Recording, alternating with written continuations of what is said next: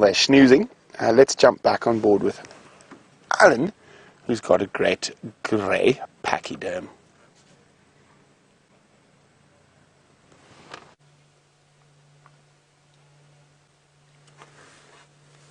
And a great grey pachyderm it is. In fact, a number of large pachyderms.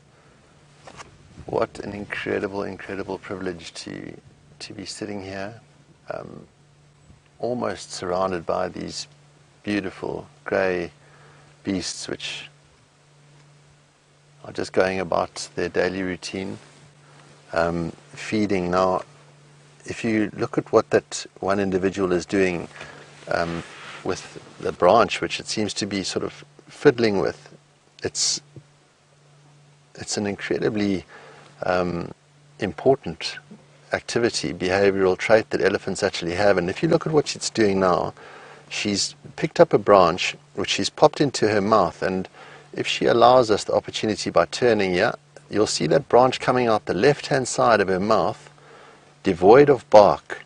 So she's just milling the bark from the circumference of that branch. So it's not the woody component that she's targeting actually, but it is, let's see what she does now, using her foot to break that branch off as close to the base as possible, you know.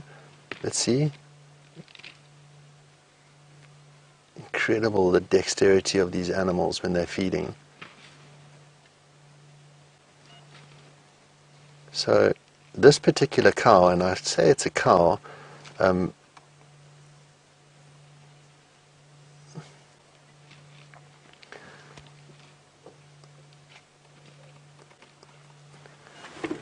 hi, good afternoon, Gracie, aged 9. Well, you asked me which my favorite animal is, and Gracie, yours being hippo and elephant, mine is absolutely and undoubtedly this species that we're looking at right now, the elephant. The elephants are, without any doubt, my very, very favorites, Gracie, and it's never ever gets old getting an opportunity to view these beautiful, beautiful animals, as they're just constantly on the go and they're always doing something. Brent's been trying to initiate some sort of excitement or energy out of a group of lions, which tend to do the exact polar opposite of what these elephants are doing. 80% of their day is spent sleeping. These beautiful giants are 80% of their day is spent active and feeding and just enthralling in their ability to make something out of what appears to be a very, very tough environment to feed such a massive girth. Now, this little one fiddling is trying to extract the parts of the plant that are slightly more deeply embedded in the ground, the roots and the lower portion of these plants. Now, elephants, as we were talking about, they don't just simply haphazardly blunder around shoving stuff into their mouth. They will target particular parts of plants at different times of the year. And at this time of the year, when most of the plants, as we've seen, tended to have dropped their leaves onto the ground, they're in a kind of a latent state, and a lot of the nutrients which these elephants are seeking are stored in the reserves underneath the ground, in the roots, and there are very few animals that are able to extract those available resources better than an elephant is. So you'll find that this time of the year there does appear to be a fair amount of destruction from these animals as they use their trunks and their feet and their tusks and their mammoth size to break and uproot plants. But you know, it's all part of a greater scheme and a very, very important component of these ecosystems. So it's just an absolute privilege and pleasure to watch the way that they will explore what is their pantry with that dexterous trunk. You know, they don't tend to look directly down the trunk at all, in fact, but objects that are worthy of closer inspection are evaluated by touch and by smell. So it's an incredibly sensory appendage, and one which performs a vital function to these giants. I'm going to move slightly forward so that we can get a little bit of a more encompassing view of them as they gently feed away from us.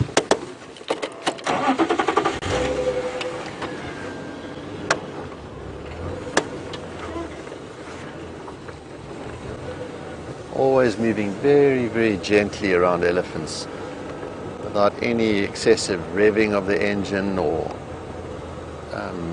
unnecessary noise, and taking careful consideration of their body language, seeing how they react. Their tails are all swinging beautifully, ears are gently fanning, shedding the heat that is being generated in that huge body. We can see this one back onto its initial objective, and that was removing of the bark. It's just got that branch in its mouth. Having removed all of the bark, we can see the shiny, yellowy coloration of the wood beneath the bark that has had all of that outer protection removed. And the reason why the bark is targeted so much is because it is the transport system of the plant. You know, all of the nutrients that have been created in the leaves, or all of the minerals and moisture that has been absorbed in the roots, is trafficked up and down in that transport system, which we call the bark or the cambium layer. And we're watching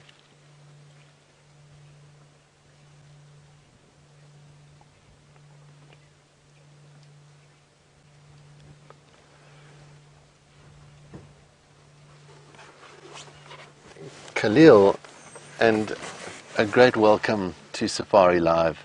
It's wonderful to have you as a new viewer, particularly on this, my maiden voyage with Safari Live. And yeah, you make a point of these animals being particularly intelligent, and that you seem to love them too. You know, you're so right, Khalil, and it is just undeniable the level of intelligence that they display, emotional intelligence.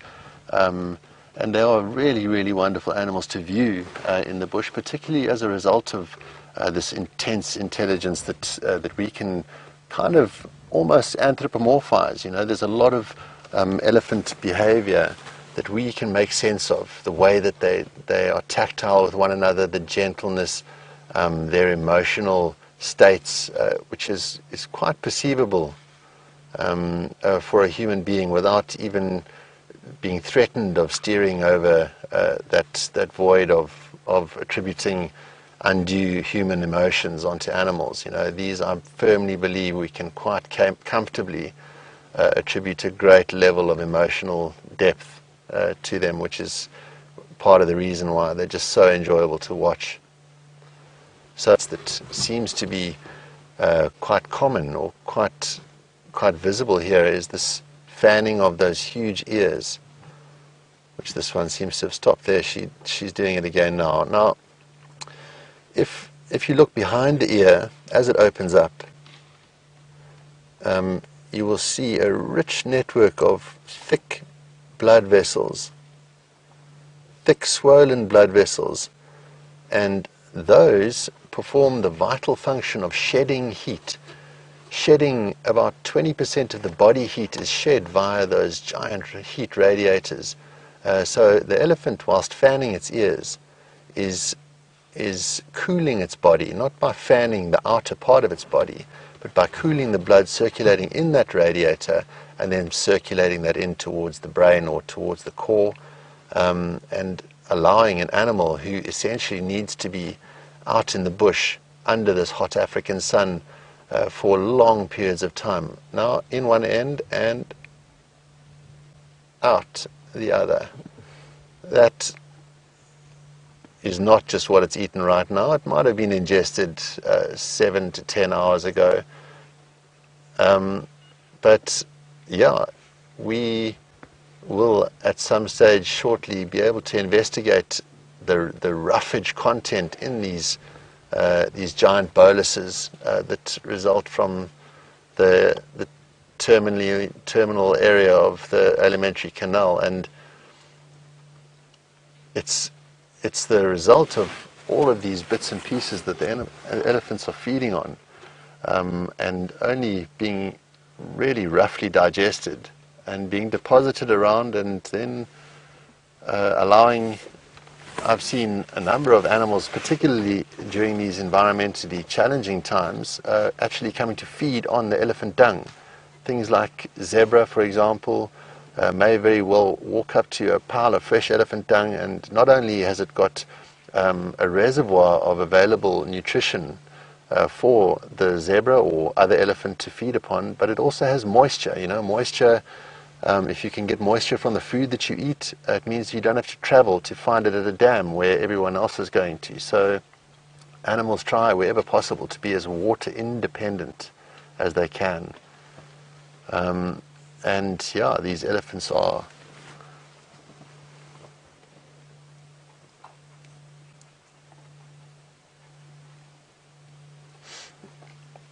Joanne has just asked a question about whether or not elephants will wear their teeth more during these times of drought. And Joanne, that's a really, really good question, and very, very apt for the conditions within which we find ourselves here. We've just seen an elephant feeding on rough, hard wood, a woody component.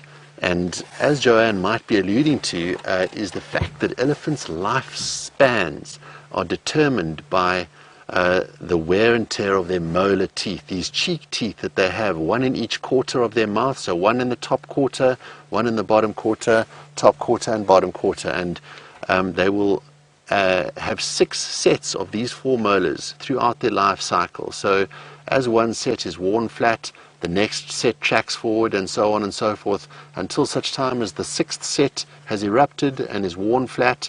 And as Joanne was alluding to, after the 6th and terminal set of teeth is worn flat, it makes the elephant less able to masticate its food, making the digestion even less efficient, and the animal will eventually lose condition and die. So, Joanne, to answer your question, you're quite right. In times where the elephants are forced to feed on rough vegetation, and perhaps vegetation that has fair amounts of soil on it, roots and things like that, which they haven't effectively dusted off, all of these will contribute to the wear and tear of those animals' teeth, and at some form perhaps speed up the eventual wear down of that final set, that 6th set of molars, causing the animal to eventually lose condition and pass.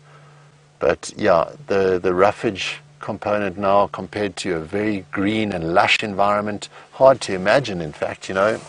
The summertime, the rainy season in these bushveld areas presents a completely different visture, and the elephants will be not feeding so much on the woody plants, but much more on the grasses. And we watch this little calf as it spends its time investigating. Now, elephants will spend a lot of time figuring out what's good and what's not good, and these experiments and lessons will be learnt by these calves by observing older siblings and aunts and mothers, after which they'll give it a try themselves. First of all, the coordination of the trunk is difficult enough. It's this wobbly thing on the end of one's nose, and to try and make it into a hand requires a fair amount of practice. So these calves, this one that we have in shot right now, is still will be getting a reasonable amount of nourishment via its mother's teat, situated between the 4 legs of its mother, and it will certainly be getting a lot of nutrition and moisture from nursing, but it will be combining a fair amount of foliage and plant matter into that diet, but not necessarily very importantly nutritional. It'll be more exploratory and trying to make things set things up for years to come.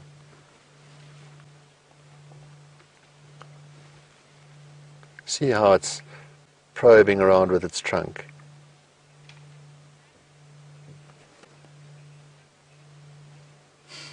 A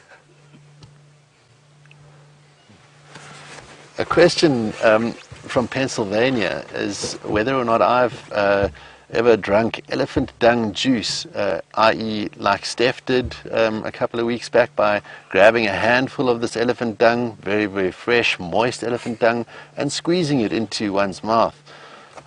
You know, Steph and I look very, very similar to one another, and we've spent an enormous amount of great fun times in the bush together, but I've left those kinds of activities to Steph, and I've reveled in watching him grimace and bend and buckle as a result of when the camera is off him. But no, I haven't tasted it, but it is something which I've perhaps never been in a dire enough situation to need to get moisture from the elephant dung. We're very fortunate enough to have this alongside us right now. But I think what Steph would have shown you, and certainly what people within this African continent have learnt, is that there are reservoirs that are available to us, intelligent species. Just as I was saying that the zebra and other elephants might make use of elephant dung as an additional food reservoir, us as humans, we may very well make use of it. You know, certainly birds would rummage through fresh boluses of elephant dung, all of those wonderful half or undigested. Oh, there's just an elephant smashing down a tree next to us. This Ellie looks like a young bull, perhaps, has just leant effortlessly, or it might be a cow, effortlessly against a tree, pushed it over and walked away from it, which I will not judge her for, because there's a youngster coming up behind her who may enjoy the partially uprooted presence of that tree now that has been performed by its mother. Yeah, well, let's go across to Brent with those lions and see if he's got anything to add. Otherwise, we'll certainly be enjoying our time with these beautiful animals.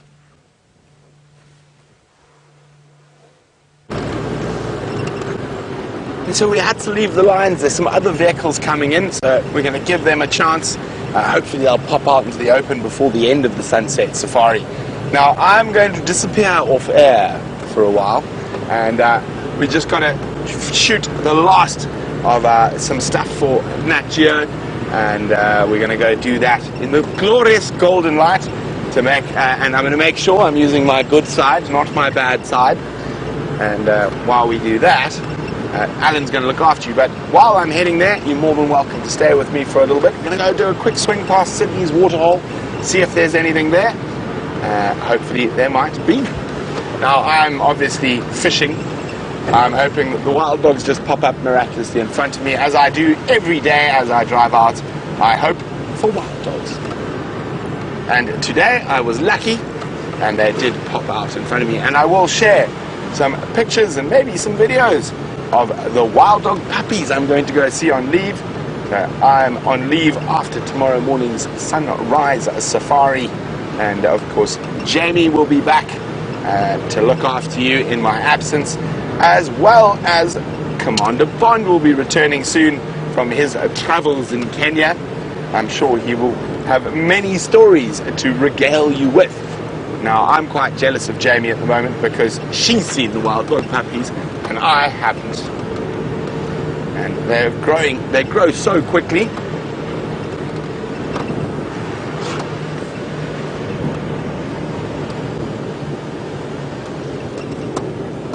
Well done to Cluck, who got the wild dog quiz correct. Indeed, the largest free-roaming population of wild dogs in Africa is the massive and beautiful Selous Game Reserve in southern Tanzania. I thought it was a jackal, it was a stick. And it is a massive 5.2 million hectares. So it's bigger than the Greater Kruger. It is one of the largest game reserves in Africa, and estimated over 1,500 dogs reside in that reserve. So that is the biggest meta population of wild dogs in Africa. Other really strong meta populations of wild dogs are,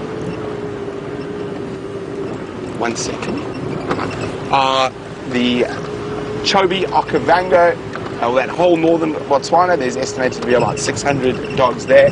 Another large population of wild dogs is the Kafue and the game management areas that surround the Kafue National Park. Another massive national park, 4.2 million hectares. So those are the three largest free-roaming populations of wild dogs left in Africa. Unfortunately, you need about 400 or so for it to be a sort of a viable population of wild dogs, and the biggest threat is a lot of the populations of wild dogs outside of those three main areas are not very big. The Kruger, about 15 years ago, was about 450, and then there was a massive crash due to canine distemper and rabies, and they actually dropped down to less than 100 wild dogs. But the population is up again, and not quite as high as we would like it, but it is sitting around 300. So hopefully in the next 10 years it jumps to 3,000. We can only wish, can't we?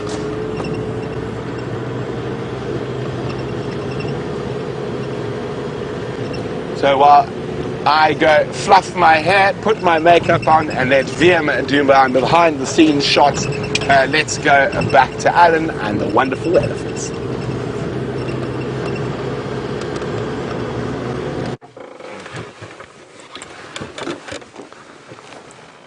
And welcome back once again. You know, we just have had such a beautiful half an hour or so with these animals. Now, they just really haven't moved more than a few meters. They seem to have found an area which has provided them with good enough forage for them not to need to walk too far. And this beautiful cow close to us is really found one of the more palatable trees. If we get in tight with, watch how she moves her trunk quite gingerly into the branches, and there's a reason for that. This is a buffalo thorn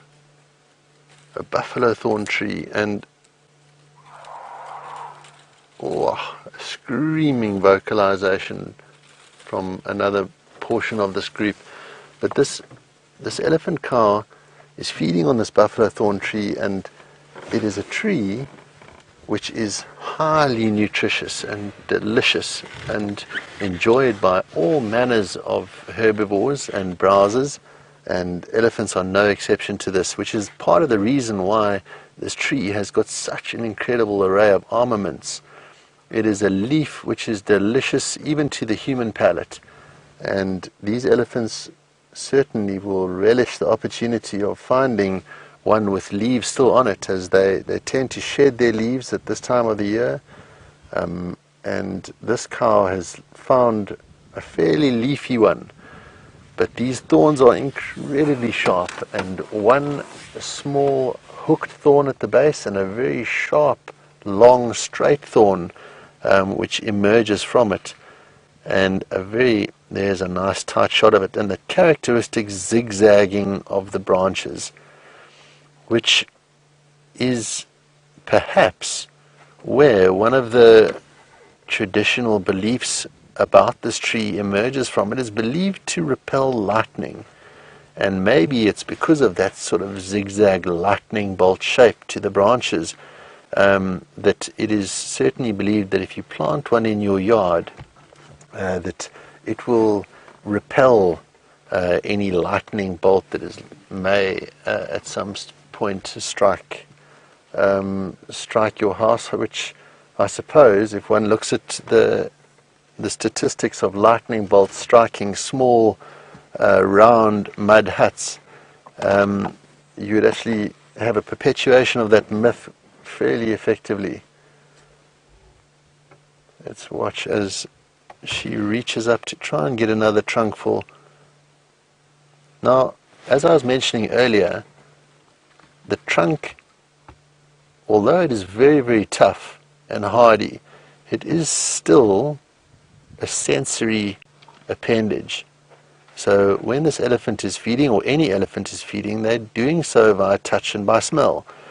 So it is still something which it needs to pay attention to when reaching up into these thorny branches. So they will sometimes carefully break off a branch and then denature those woody thorns by sometimes standing on them or stripping them. And there's an Ellie who is found some roots. And a little calf who is fiddling about with no real nutritional function.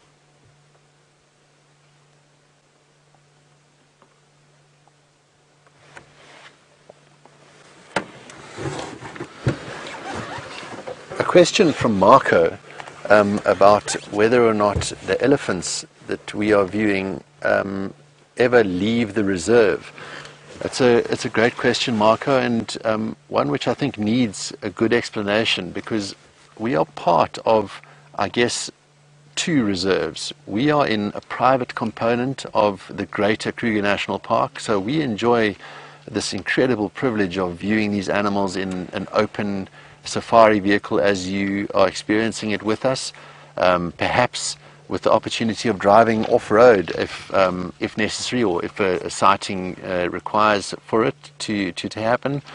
But there are other parts of what is this vast 5 million acre expanse of land, the Kruger National Park, which we don't enjoy such privileges. You are then, because of the public nature reserve, you need to stay on the road. So the elephants that we're viewing are free to move at any stage to various parts of the Kruger National Park, as we have no fence separating us from that beautiful and iconic reserve. But elephants only really move for the purposes of food and water. So they have a home range within which they will know intimately where to try to spend time at various times of the year. For example, this breeding herd of elephants that we're viewing now, their movements will be determined by the oldest and most experienced female.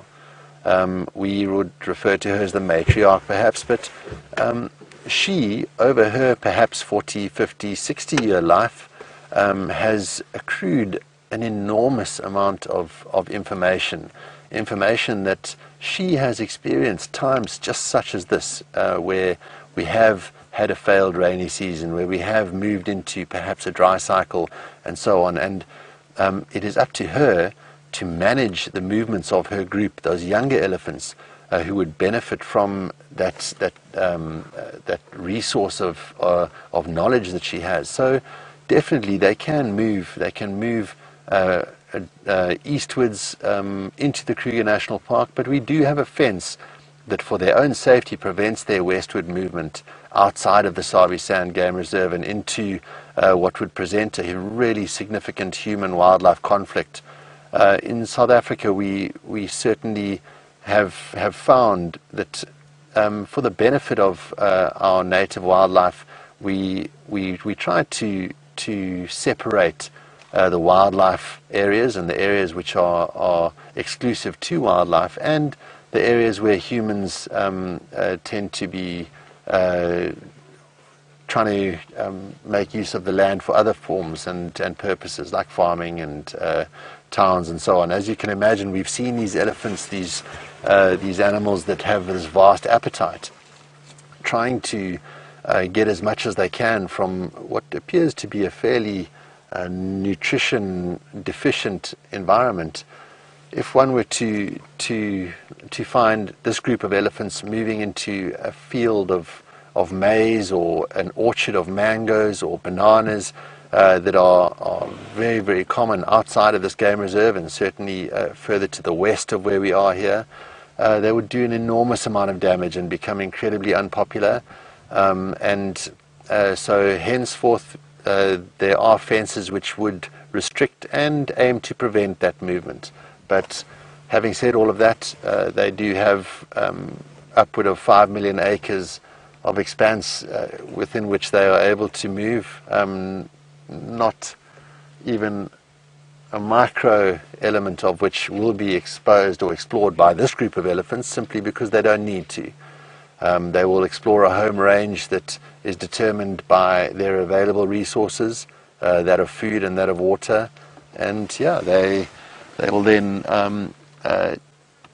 perhaps only move to areas that they don't know if the conditions absolutely determine it. And just a fun element, they will actually try and put things in their mouth by mirroring what their mother's doing. Like, for example, this cow that's feeding on that root which she's got in her mouth and she's manipulating with her trunk, there will be a calf nearby watching what she's doing, and it will then perhaps pick up a piece of wood which has been partially chewed, and it will then attempt to perform a similar function. So from about sort of 2 months of age, but certainly it's not a critical nutritional addition, and so at this time of the year, the younger calves will get very little nutritional value from the food availability that they have, and they may very well tend to pick up articles of their mother's dung or their aunt's dung and populating that massive tract, that gut, which requires on fermentation with microbes, the bacteria that they require for the fermentation of all of that plant matter that they're putting in their mouth. They don't inherently have it, and they need to populate their gut with it. So they'll achieve that population by feeding on these dung boluses that we got to see a little bit earlier on, formulating what would then become the cavity capable of processing these vast quantities of cellulose.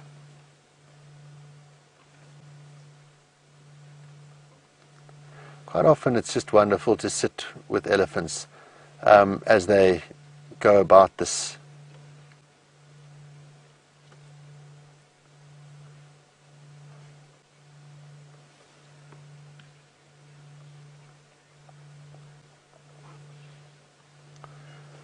Wendy has just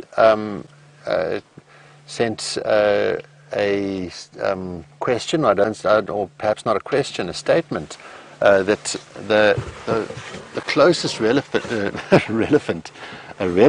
to the elephant is a small rodent-looking creature called a hyrax or dassie. It's a small bundle of fur, probably about this sort of size, and you're quite right, Wendy, it is the closest known relative to the elephant.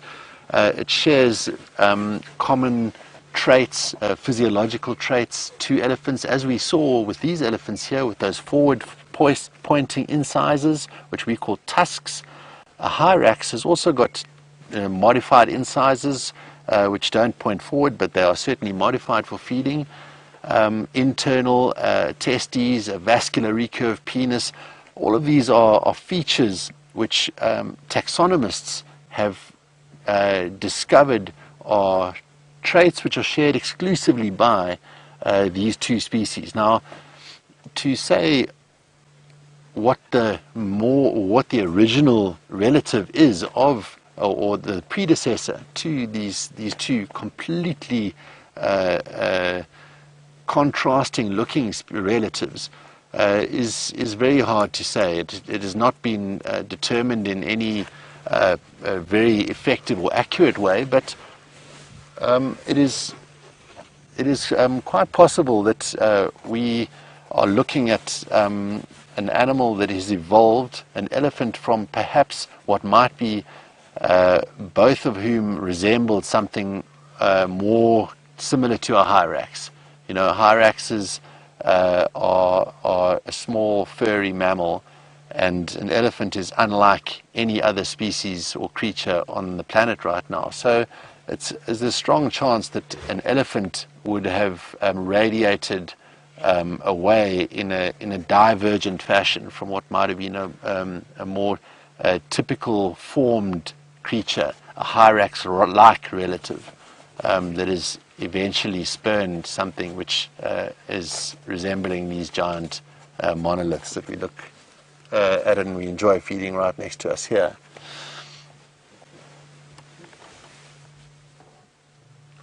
If we look at that cow, and we can notice that forward-facing incisor that I was talking about, the tusk, it is along with the trunk, quite an important tool used during feeding. When elephants are feeding, it is not critical. Elephants, and in fact there was a cow in this group who didn't have any tusks. It's not critical, but it is a helpful addition to their feeding armory. They'll use that tusk for a variety of functions, one of the more common of which is to pull a branch across the tusk and then lift the head, thus snapping the branch and making it available for shoveling into the mouth. The tusks are also used for chiseling away at bark, forming what would essentially be the removal of that vital transport system of the trees themselves. Having fed upon the cambium layer of this particular tree in front of us, this knobthorn acacia, it, as we can see, has been completely ring-barked. All of the bark has been removed from the entire circumference of this tree, which renders the tree unable to perform its vital functions, that of communicating between the leaves and the roots and the roots and the leaves.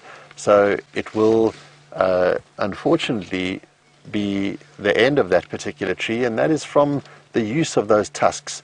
I'm going to go forward a little bit and we're going to get to examine where the tusks have actually made an impression on the wood beneath them.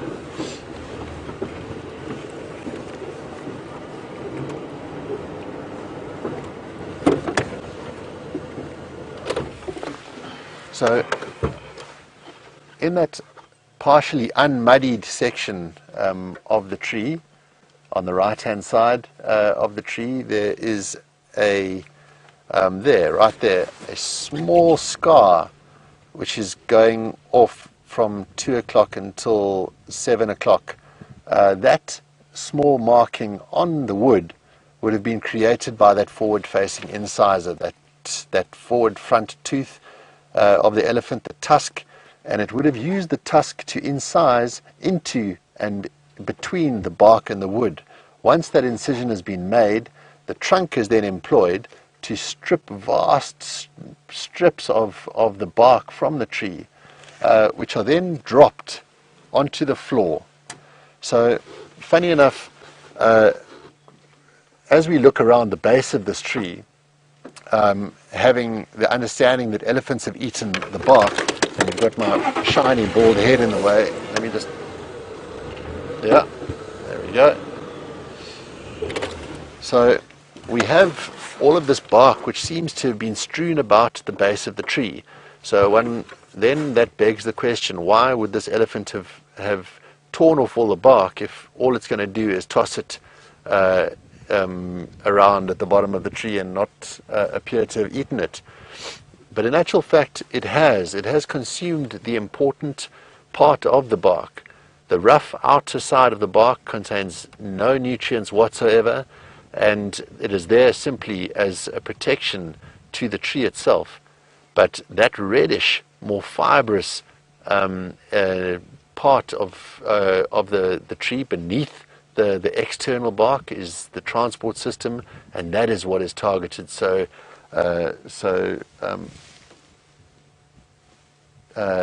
exclusively by elephants. So it does beg the question about this apparent wastefulness, perhaps, that we often find elephants as being labelled, their destructive nature. But it's not necessarily destructive at all. It's simply a utilization of a resource, and through the evolution of these animals, they have modified their diet on a number of levels, and it just seems that we seem to be in the era of their woody use, and as a result of that, we will notice the transformation of our woody environment. It may transform it back into a grass-dominated savanna at some point, but these evolutionary and geological timeframes are extraordinary, and for us to pass judgment onto these great animals is really not something which we are able to do right now. And I think it is more important for us to learn and observe and just watch the way that they are able to get what they need as this cow is reaching.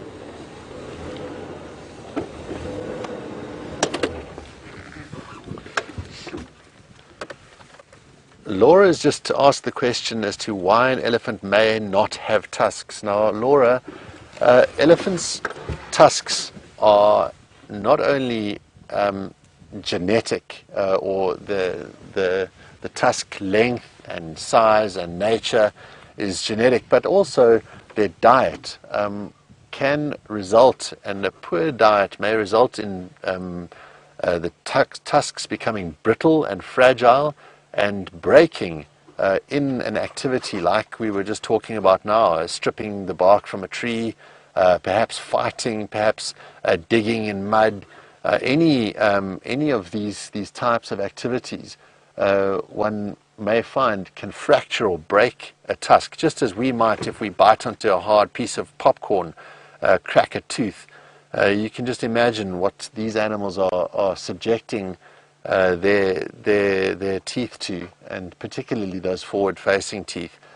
So every now and again a tooth might break, and if the tooth breaks deep enough, it appears to be completely tuskless. But as I was saying earlier, it doesn't necessarily render the animal in any lesser competitive fashion. It will just simply adjust its diet not to include those parts. Watch as she used those tusks pushing downwards there in conjunction with the trunk, breaking off that branch. And now she's had enough. So she's now seemingly got left behind. The rest of the herd has just drifted gently away, and she's been feeding on this plant for a little bit longer. She's going to investigate the leftovers from the other individuals where their feeding had been focused, and see if she can find anything left. Otherwise she'll go and join up with the rest of the group. But yeah, so elephants will lose their tusks, and some are born without tusks. In fact, we have a game reserve in the southeastern parts of South Africa called Addo Elephant National Park, where the population has stemmed from a breeding nucleus of cows who had no tusks. So it was unable to link with any other elephant populations, which may have allowed for tusks to emerge within their progeny or the offspring. But because of its isolated nature, the Addo elephants, all of the cows in the Addo Elephant National Park are tuskless. So it's quite an intriguing thing to see any material that is used to advertise national parks. You can see these beautiful photographs of onward moving groups of elephant cows. They just happen to be very, very accommodating of vehicles as well, so really wonderful to view, but all lacking their tusks, and those will definitely be photographed in Addo. There are parts of Botswana where some of the elephants, because of certain nutritional deficiencies or deficiencies in the compounds that they are feeding upon, will result in those tusks becoming very fragile and breaking very easily. So there are a number of parts of Botswana where cows will also be relatively tuskless. So quite unusual, again, probably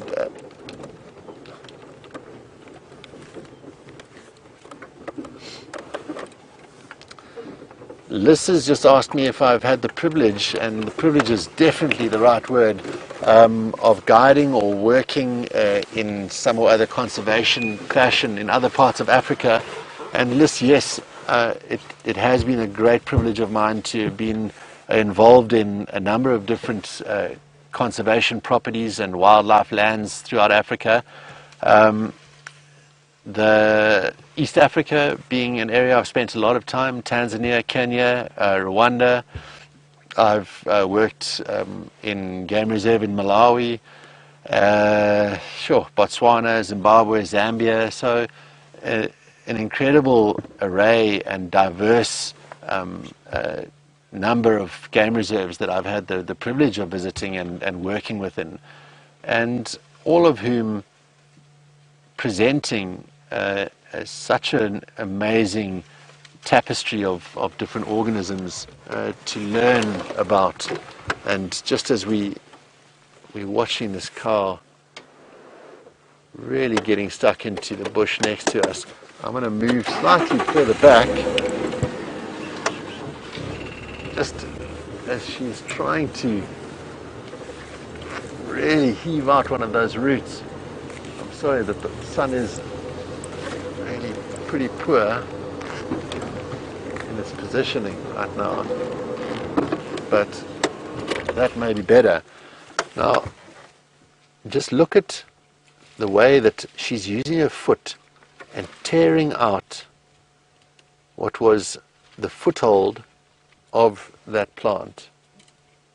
The plant being not one of the more palatable or choice species targeted by elephants, but obviously one of the previous elephants has managed to expose those roots, and she is now capitalizing on it, really heaving those roots out now. Let's just have a look at what she does. She's getting down with those tusks on her basically her wrists.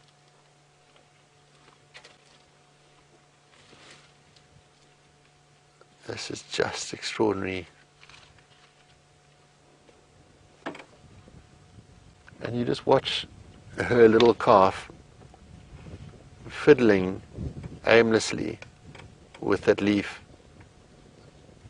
Again, not really particularly interested in any kind of nutritional sort of elements of it, but the more practice. The leaf that she's eating from is from an apple leaf, which is a really, really tough, leathery leaf surface, highly difficult to digest, and for all practical purposes, not particularly useful to the elephant. But it is certainly, even though, like perhaps my children, not really paying the greatest amount of attention tangibly, but will be definitely learning from what its mother's doing. Now, you can see that the calf is now getting stuck in and trying to break off or chew off, because it doesn't have a tusk with which to enhance its cutting ability of those little rootlets that are coming off. So she's rather feeding that little root straight into her mouth and hoping to be able to pull backwards and break it off. But like we were talking about before, all of this is soil encrusted forage. Elephants will rub the roots with their trunk and their feet to try and dislodge some of that soil, but certainly it will be an abrasive agent on the food article. And she, I think, has realized that, well, I tell you what, it's absolutely tangible how these look at her, she's just stripping the bark off of those roots now.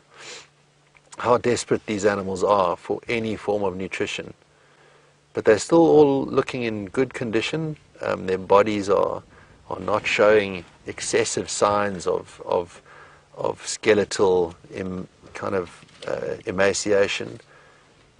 That backbone that we see that sticks out at the base of the tail is typical.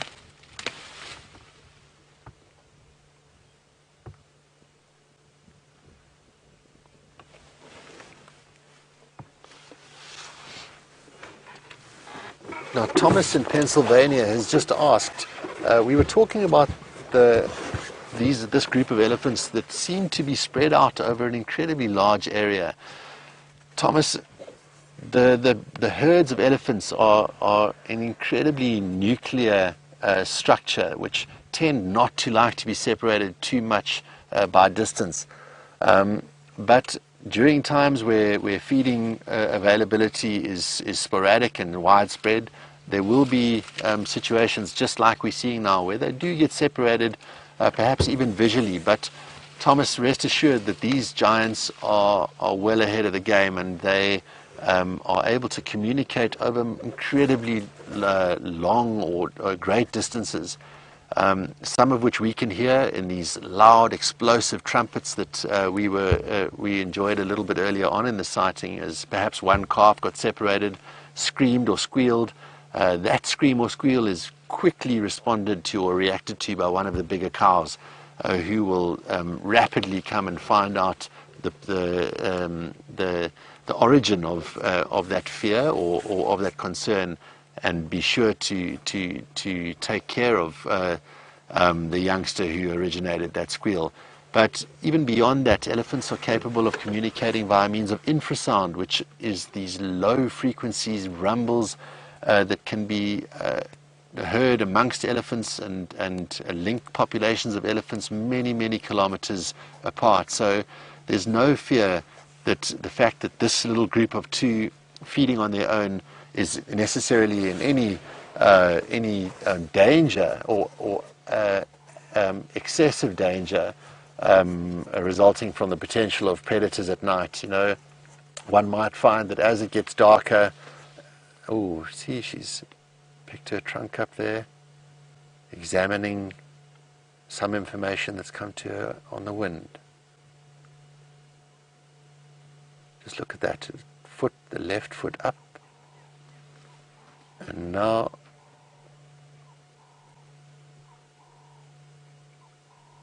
she looks to be set to join the rest of her group. Something has alerted her to something she's not quite comfortable with.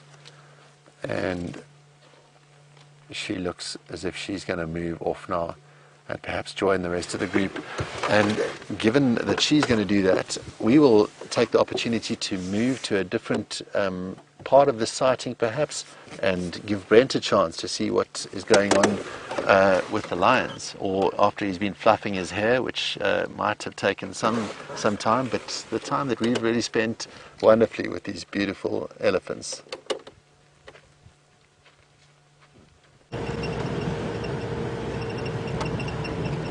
You can see salon quality, you know. Of course, it's our special hair products we get out here in the African bush. It's called good old dirt. The amount of dust and leaves, spider webs, it's what gives my hair that salon quality look. But anyway, jokes aside, Viam and I decided we started the morning so wonderfully with young Sindile. Hopefully we can end the evening in the same fashion. So let's go have a look if he's still about. I'm really hoping he hasn't. Oh, I'm sitting on my mind. That is why you can't hear me. There we go, Viam. We're back. Not? I accidentally put it on the muting. Yeah, now it's on the muting. There we go. Okay. Now I should be back. Sorry about that. So I was saying, what gives my hair its salon quality is all the dirt and spider webs and leaves that we get out here in the African bush. Oh, look at that. Isn't that absolutely cool? We lost it again. I think it's this connection. Again. Yeah, it's the connection. And all good film crews, we have tape. So, Viam, please may I have some tape quickly? Maybe a cable tie. Ah, there is a vehicle there. Thank you very much. There you go. I actually think it should be okay. And we're going to go join young Sindile in the sunset. It looks like he is still there. And I was hoping he hadn't moved off. And let's go have a look where he is. Now, the likelihood of him being here tomorrow morning is almost zero. That impala carcass is almost certainly done by now. Well, let's take the more sensible option. That looks a bit steep. We'll go on the more sedate option round.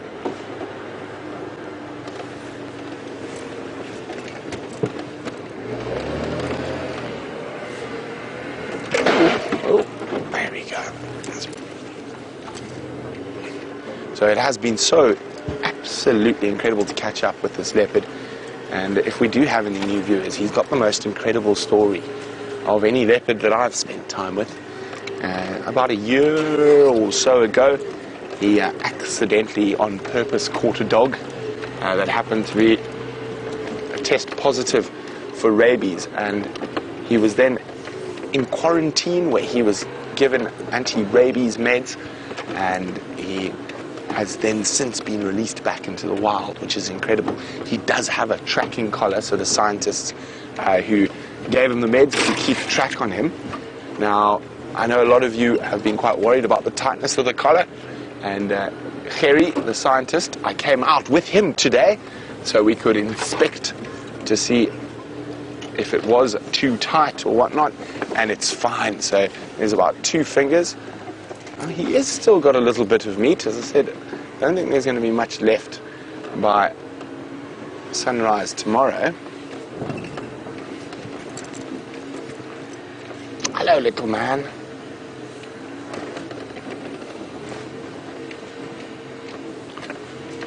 Then tell me when you get a gap. So he's in a little bit of a difficult spot. I think it might be better from the other side. Oh, actually, let's see, is there a hole? I don't think so. Is that a hole there, Vim? Okay, there we go. So he's spoilt us so much that I suppose he deserves to eat the remains of his kill in a bit of a thicket.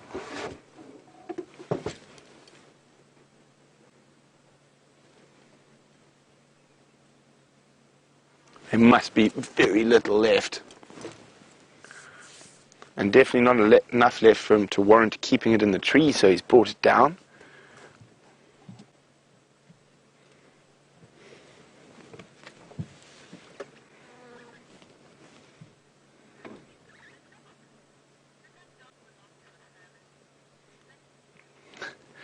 Hi, Finn. Finn's 8 years old. Finn would like to know, how did he get a dog? So unfortunately, Finn, when dogs get rabies, it makes them very sick. So they wander away from their homes and sometimes into the game reserves. So it was a sick dog who was confused, and it came into the game reserve. So I'm sure maybe it might have belonged to a family, I'm not sure.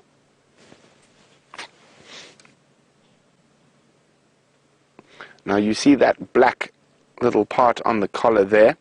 That is the drop-off mechanism.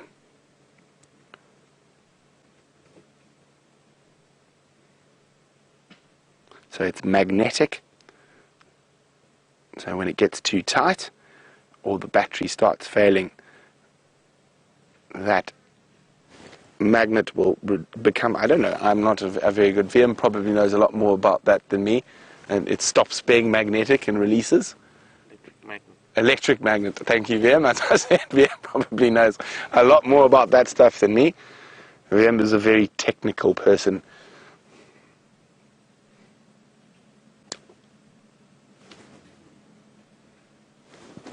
Now this isn't the best view. I'm going to scoot around to see if we can maybe get a better view from the other side.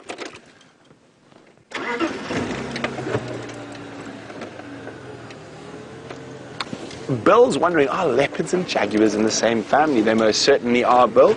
So are lions. And there's another one. I'm trying to remember now. Tigers, thank you, tigers, yes. The biggest one, of course. So they're all members of the family Panthera. A leopard is Panthera pardus. A jaguar is Panthera onyx, if I remember correctly. And lions, Panthera leo.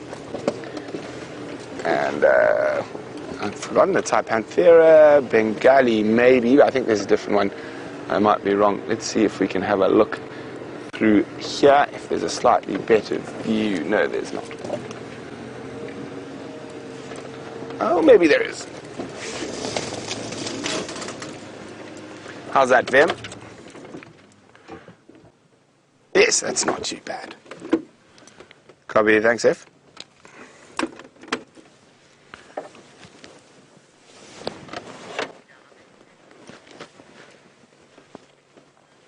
Look at that. And it's got the head there of that young male impala.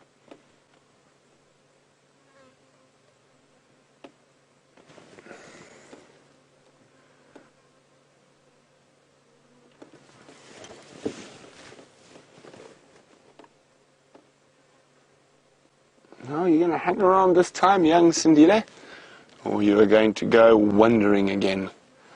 I think he's probably going to go wandering. From my chat today with Harry, it seems like his circles are getting larger and larger, and each time he stays a little bit longer away from his natal area. So eventually he just might not come back. Now, strangely enough, on one of his last wanderings, he ended way down south around the Sabi River and actually went into the Kruger National Park around the park headquarters, Kakuza. But while he was on his wanderings, he went through a reserve called Sabi. And my little brother is a game ranger there.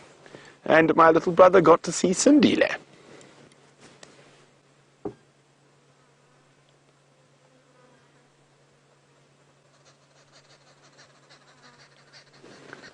Well, let's see if the arrow-marked babblers start to mob him. Sometimes they do. You can hear them babbling away.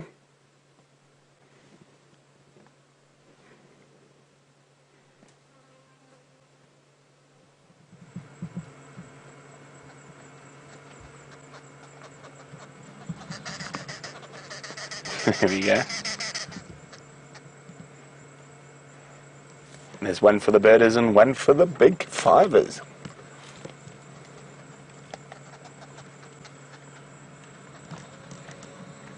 Now, he was most entertaining as a youngster, trying to catch birds out of gorry bushes and literally falling through them.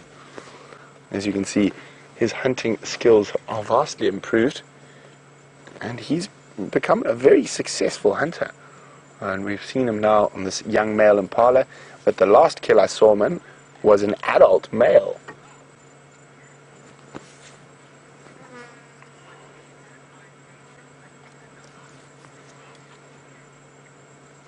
Hello, Rob, who's in New Jersey. Rob would like to know, why are cheetah endangered and leopards not? Well, to say leopards aren't endangered isn't entirely true. It completely depends on the area. Leopards have been locally extinct in a lot of areas, and I think there's a lot less leopards than a lot of people think there are. They are considered threatened now in Africa, but the reason they are less endangered, there's a couple. Firstly, they're far more adaptable, and they are able to eke out an existence on insects and birds eggs, and a great example of that are the leopards of the Western Cape Mountains. Now, just because of their diet, their body size is much smaller. A big male here can be generally between 75 and 80 kilograms in weight, and a big male leopard in the Western Cape Mountains is considered massive at 40, about Karula's size. Now, and a female can be as small as a caracal there, 12 kilograms, 15 kilograms. So, lots to do with the leopard size, to do with their diet and prey availability. So, of course, the leopards in this part of Africa are very spoilt. Lots of impala, steenbok, nyala, bushbuck, duiker, all to feed off. But the main reason for cheetah being endangered, apart from the obvious human influences, loss of habitat, illegal shooting, poaching, is the fact that they are over-specialized. So about 10,000 years ago, through genetics, they can trace cheetah to less than, I think it's 20 individuals in the whole of Africa. So all cheetahs have come back from that. Now, what happens in that is there isn't very much genetic difference between a cheetah in the Kruger and a cheetah in the Masai Mara. And you can actually take a skin graft from a cheetah in the Kruger and put it on a cheetah in the Masai Mara. Now, what happens with that the main problem with that is immunities to diseases and things like that. There isn't a lot of difference. So a female cheetah can't choose to mate with a male who's immune to that because their genetics are all so closely related. Cheetah are probably just one of those unfortunate failed arms on the evolutionary branch, or on an evolutionary branch. And even without human beings, they probably would have become extinct in the next 5 to 10,000 years all by themselves. So in becoming over-specialized, they've become very fast, but the problem with that is they've had to evolve as a light bone structure, small head, not big jaws. So any small injury to them as well will cause them not to be able to hunt, and that will spell a death. Also, in losing a lot of power and strength for speed, they are very far down the pecking order of predators. So they are well below lion, leopard, hyena, wild dog, and I've even seen a group of about 60 vultures chase a cheetah off its kill. Now, it's so scared of being injured, and an injury can have such a massive effect on cheetah that it will move off a kill for vultures. And I've never seen it personally, but I've read records that a group of black-backed jackals have managed to mob a cheetah off its kill as well. So I hope that helps explain that a little better.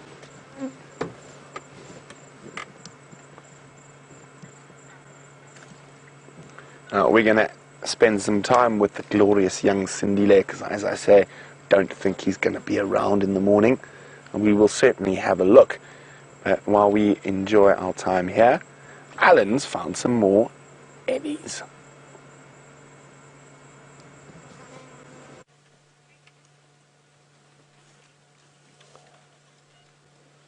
So I believe that you've been listening to Sindile crunching up the skull of an impala, whilst we've been sitting here with this beautiful female with these giant, long, thin tusks, crunching up what is a sickle bush with an audience of 2 calves. And I think the crunching, the sounds that we've enjoyed and Brent's been enjoying, and that you are hopefully all enjoying in the multitude of homes and destinations that you are right now, are such an important component of this ecosystem, and the experience, the safari experience overall. I had the amazing opportunity of guiding a blind man on a safari a couple of years ago, and it was this exact experience, these sounds, the cracking of the branches and the chewing and the exhalations and the elephant dung boluses dropping onto the ground. All of these things that we take for granted, we are so visually orientated, and such an incredible part of nature is just by sitting and listening to it. And I learned a lot from that experience, and yeah, it certainly has been something which I've enjoyed a great deal of exploration subsequent to that. But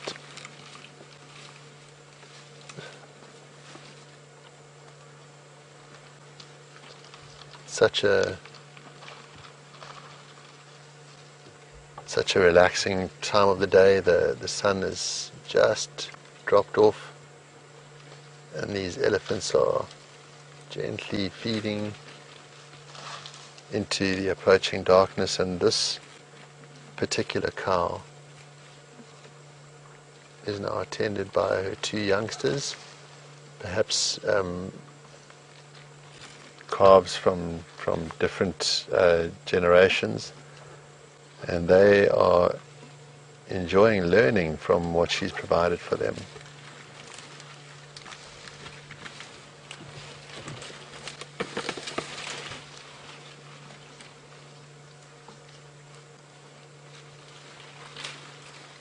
Immediately the youngster moves over.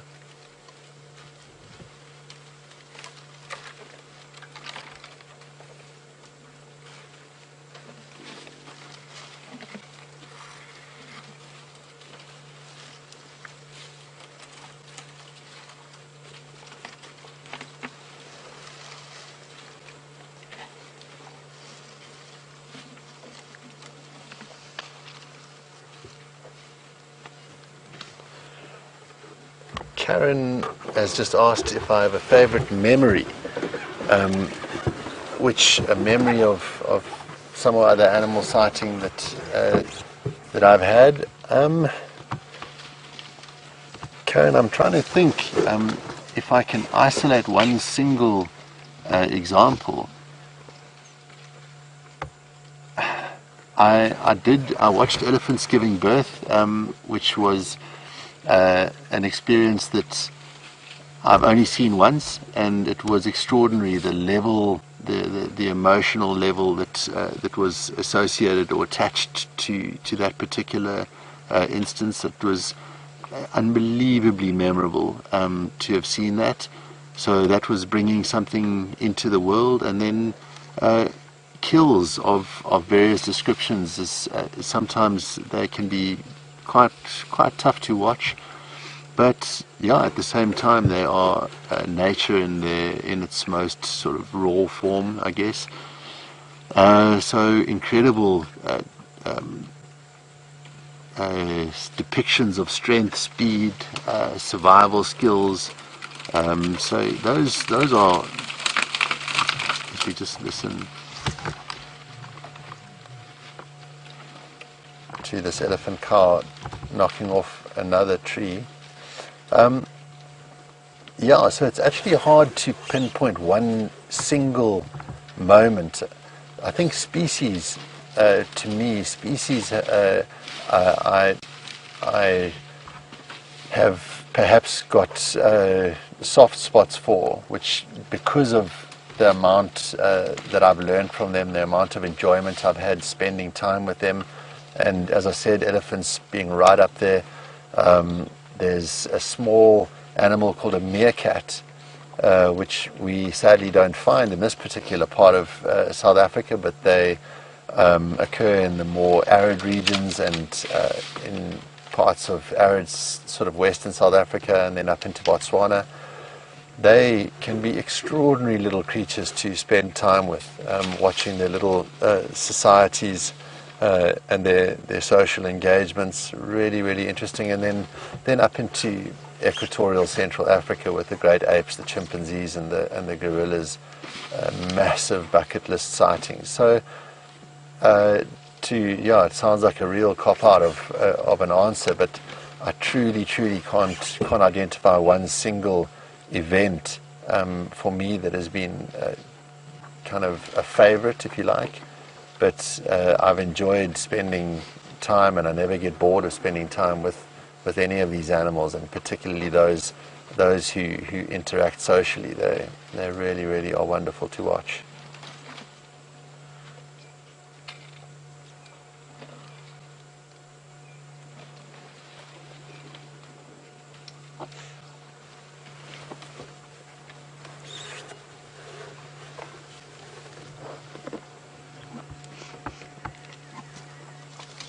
So, as the sun sets in the west, I would just like to say thank you so much for affording me this opportunity to share this wonderful piece of Africa with you.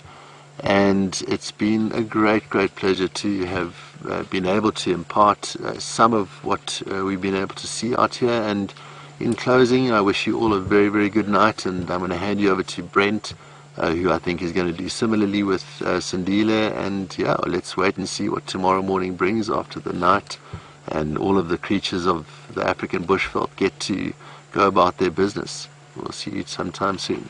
Thank you. Bye-bye.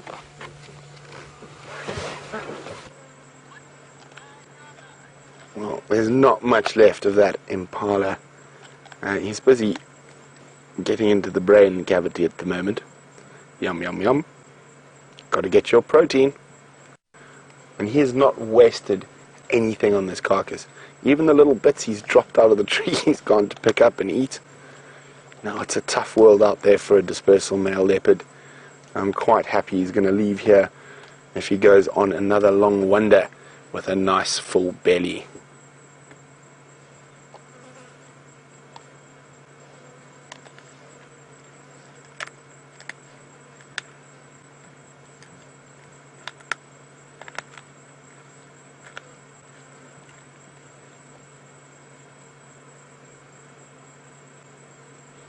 And I think he can thank the lions for the lack of hyenas to pester him, with the lions being very close by and being very vocal.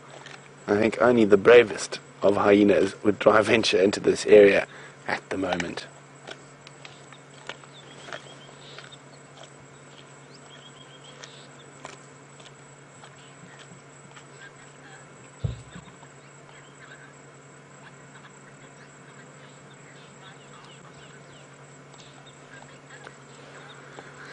Hi Rebecca, and welcome to Safari Live. Rebecca is from the Big Apple, and Rebecca would like to know what stops this male leopard leaping and making VM and myself his next meal.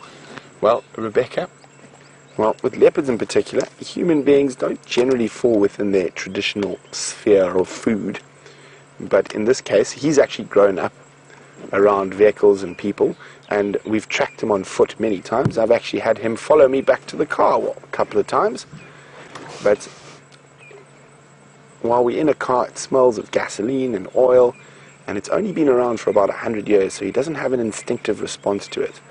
Now, if we had to stand up and he could see the bipedal figure of man, he might get a bit nervous, and normally he would run away.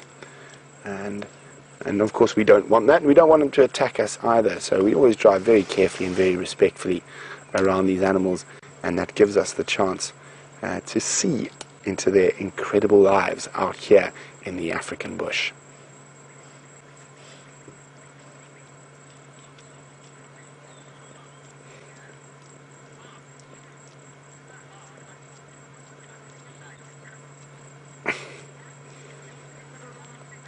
Well, Arcadia says, wow, Sindile's eating was so loud, I thought someone was opening a bag of crisps.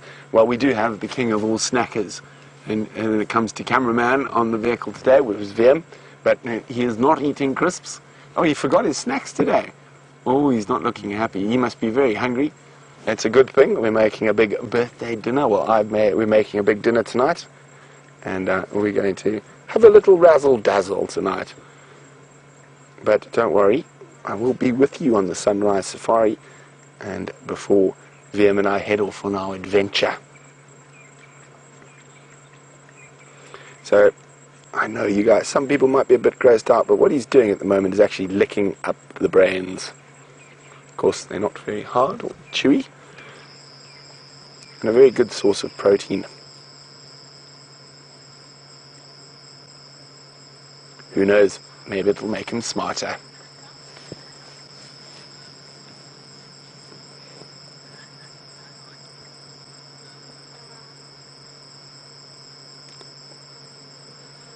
So as night begins to set here on Djuma Private Game Reserve, it has been absolutely splendid having you all with us. And I know VM and myself have thoroughly enjoyed taking you on an adventure through the wonderful place we call home. But it is coming to that time, the end of the safari. You can hear some of the insects starting to buzz. The light is dipping low. For those of the Djuma cam aficionados, keep an eye. Who knows, maybe the Nkuhumas or Birmingham too will pop up on the pan, or even young Sindile. But I'm quite sure the lions will serenade us with a cacophony again tonight. And a very big thank you to all of you who's sending me birthday wishes. It's much appreciated. And I just want to take a second. I'm just going to listen to the incredible sounds. It's that in-between time before the nighttime animals take over. You can just hear some ibises, hardy-dars in the distance. But we're coming to the end, so I'm quite sure you'd much rather look at Sindile. So let's go back to him as he scoffs the last of that impala. And it's been so good to catch up with this young male. And in a few ways it's going to be quite sad, because he's probably going to disperse into area. We won't see him again, but who knows, maybe he'll come back for the occasional visit, or maybe we'll find him a few years down the road. But from all of us here at Safari Live, it's been a pleasure, and see you in the morning.